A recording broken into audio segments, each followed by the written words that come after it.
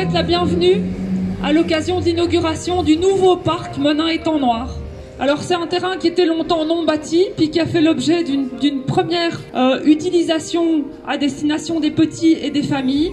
On a fait d'importants travaux, on a fait des travaux de sécurisation. Je veux remercier les autorités régionales de nous avoir lourdement soutenus financièrement.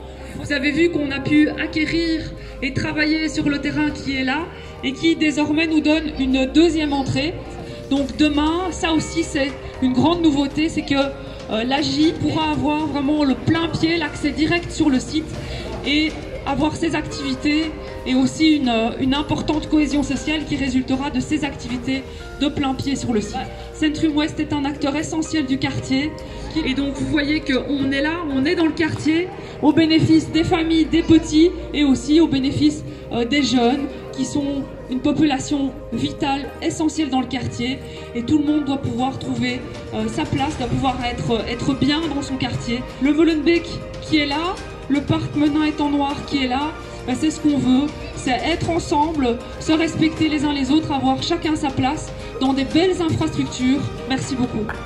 Nous sommes particulièrement fiers d'inaugurer aujourd'hui ce projet parce qu'il réunit trois priorités. D'une part, créer plus d'espaces publics, plus d'espaces de rencontres, des espaces de jeux, des espaces accessibles à tous.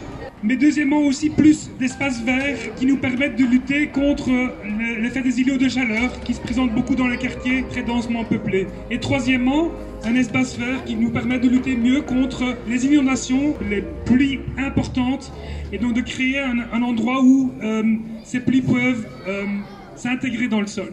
Monsieur le ministre président. S'il y a un enseignement qu'on doit tirer de la crise sanitaire qu'on a vécue ces dernières années, c'est la nécessité de doter les habitants qui vivent dans les quartiers les plus densément peuplés d'espaces verts, de zones de respiration, de zones de rencontre.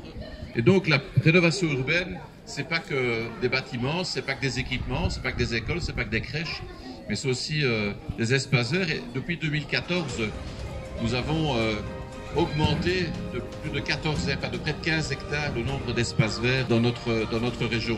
C'est ça les contrats de quartier, qui visent à rénover, qui visent à revitaliser, qui visent à faire en sorte qu'avec les habitants, parce que c'est pas quelque chose qu'on fait comme ça du haut de son bureau, c'est quelque chose qu'on veut faire avec les habitants, c'est de donner un nouveau souffle, un nouveau devenir, un nouvel avenir à l'ensemble des quartiers bruxellois. On a étendu ça aussi avec des contrats de rénovation urbaine, on fait ça à plus grande échelle, et puis nous allons lancer les contrats d'axe et les contrats d'îlot à plus petite échelle que les contrats de quartier, c'est de faire des opérations entre guillemets chirurgicales. Nous continuerons dans ces politiques-là. Chaque commune modifie aussi par sa particularité qu'on s'y attarde parfois un peu plus. Longue vie à ce parc.